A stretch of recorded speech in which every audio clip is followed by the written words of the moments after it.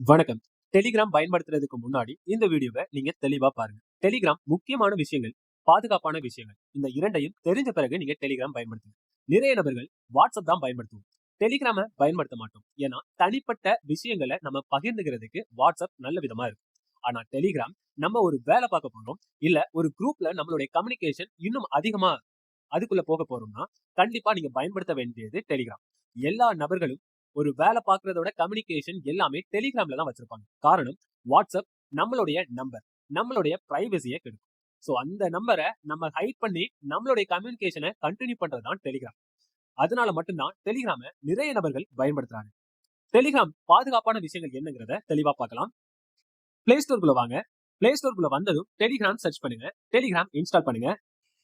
Install பண்ணதும் கீழே start messaging touch பண்ணுங்க.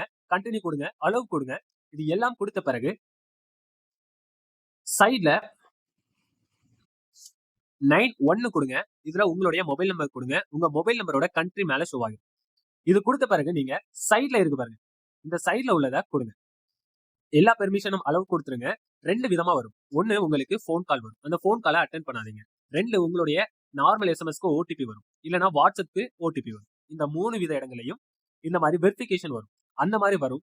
வெரிஃபிகேஷன் கால் வரல, எண்ட் ஆகிட்டு அப்படின்னா கீழே பாருங்க எஸ்எம்எஸ் அப்படின்னு இருக்கும். எஸ்எம்எஸ் வித் கோடுன்னு இருக்கும். எனக்கு ரிட்டர்ன் டு என்ட்ரி கோடு இருக்கும். இதை கொடுங்க.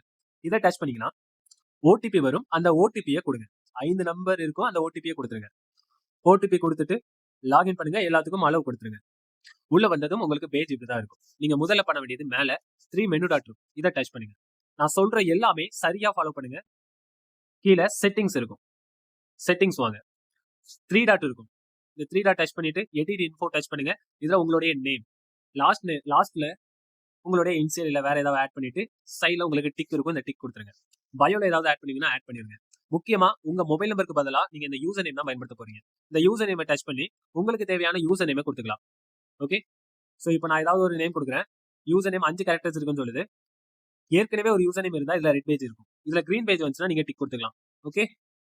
இப்போ டிக் கொடுத்துக்கிறேன்.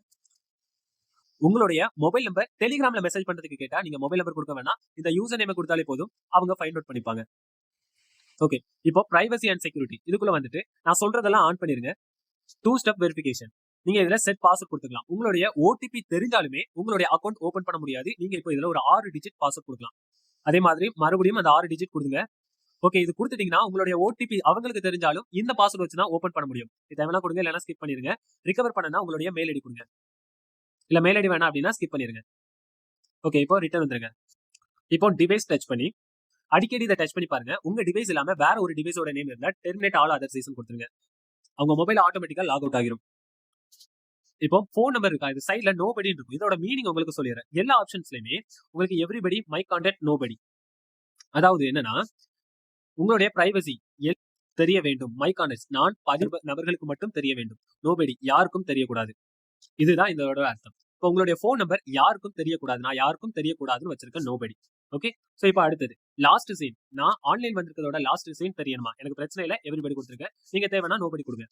ப்ரொஃபைல் போட்டோஸ் எனக்கும் பிரச்சனை இல்லை. உங்களுடைய ஓன் போட்டோஸ் வைக்கிறத தவிர்த்துக்கிறீங்க. இல்ல வைக்கிறீங்கன்னா இந்த நோபடி இல்லைன்னா மை கான்டாக்ட்ஸ் கொடுத்துக்கோங்க. எல்லாருக்கும் தெரியற மாதிரி வைக்க வேண்டாம்.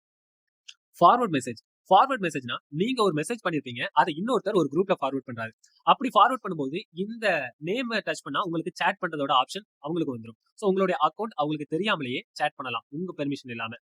ஸோ நீங்க இதை நோபடி கொடுக்குறது நல்லது. நீங்க நோபடி கொடுத்துருங்க. நான் எவ்ரிபடி தான் வச்சிருக்கேன். ஸோ கால்ஸ், இந்த கால்ஸை டச் பண்ணி உங்களுக்கு யார் கால் பண்ணணும் அப்படிங்கிறத நீங்களே முடிவு பண்ணிக்கலாம். சரி, உங்களுக்கு தேவை இருக்காது அதிகமா, நீங்க நோபடியே கொடுத்துக்கலாம். இல்ல எல்லாரும் யார் வேணா கால் பண்ணலாம். இல்ல நான் சேவ் பண்ணிருக்க கான்டாக்ட் மட்டும் பண்ணா போதுன்னா ஓகே. அடுத்தது நம்ம வைக்கிற பயோ. ரொம்பவே முக்கியமான விஷயம். உங்களுடைய பெர்மிஷன் இல்லாம உங்களை ஒரு குரூப்ல ஜாயின் பண்ணக்கூடாதுன்னு நினைச்சா இன்வைட்ஸை டச் பண்ணி நோபடி கொடுத்துருங்க.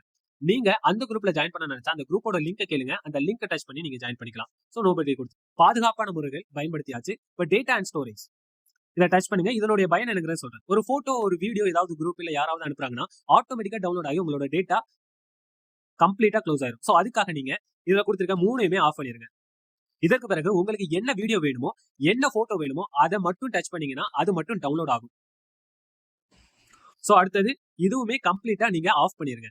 இது நீங்க டவுன்லோட் பண்ணி பார்த்த image R video R document எதுவா இருந்தாலும் ஆட்டோமேட்டிக்கா சேவ் ஆகும். அப்படி சேவ் ஆகக்கூடாதுன்னா இதெல்லாம் ஆஃப் பண்ணிருங்க. நீங்க ஒரு போட்டோவை உங்க மொபைல சேவ் பண்ண நினைச்சீங்கன்னா, இப்போ போட்டோ அனுப்பிச்சிருக்காங்க, நான் பார்த்துட்டேன். மேல சைடுல 3 டாட் இருக்கும், அதை டச் பண்ணுங்க. இதுல சேவ் சேவ் டு கேலரி சேட் பண்றது எப்படின்னு பார்க்கலாம். ஒரு நபருக்கு நீங்க சேட் பண்ண போறீங்க, குரூப் ஆர் பிரைவேட் சேட் எதுவா இருந்தாலும் இதுல நீங்க உங்களுக்கு ஆடியோ மெசேஜ் வரும். இதை ஒன் டைம் கிளிக் பண்ணா உங்களுக்கு இதை வீடியோ ரெக்கார்ட் பண்ற மாதிரி வரும். ஓகே, ஸோ இப்போ நான் காமிக்கிற பாருங்க. இப்போ இதை லாங் பிரஸ் பண்ணா இந்த மாதிரி வீடியோ ரெக்கார்ட் வரும். இது நமக்கு சேஃப் கிடையாது. ஓகே, ஸோ இதை ஒன் டைம் டச் பண்ணுங்க. அப்போனா உங்களுக்கு ஆடியோவா மாறிடும். நீங்க ஆடியோவா கொடுத்துக்கலாம். நீங்க ஏதாவது டாக்குமெண்ட், போட்டோஸ் இதெல்லாம் பண்ணனா, ஷேர் பண்ணனா இதெல்லாம் நீங்க ஷேர் பண்ணிக்கலாம். ஸோ தம்ஸ் அப் ஏதாவது கொடுக்குற மாதிரி இருந்தா நீங்க இதை கொடுத்துக்கலாம். ஓகே, நீங்க அனுப்புன மெசேஜ் டபுள் டிக் விழுந்தா அவங்க பார்த்துட்டாங்கன்னு அர்த்தம். சிங்கிள் டிக்ல தான் இருக்கு அப்படின்னா அவங்க பார்க்கலன்னு அர்த்தம். அவங்க ஆன்லைன்ல இருந்தாலுமே பார்க்கலன்னா சிங்கிள் டிக்ல தான் இருக்கும். வாட்ஸ்அப் மாதிரி டபுள் கிளிக் மாறாது. நன்றி உறவுகளே, அடுத்த வீடியோவில் சந்திக்கலாம்.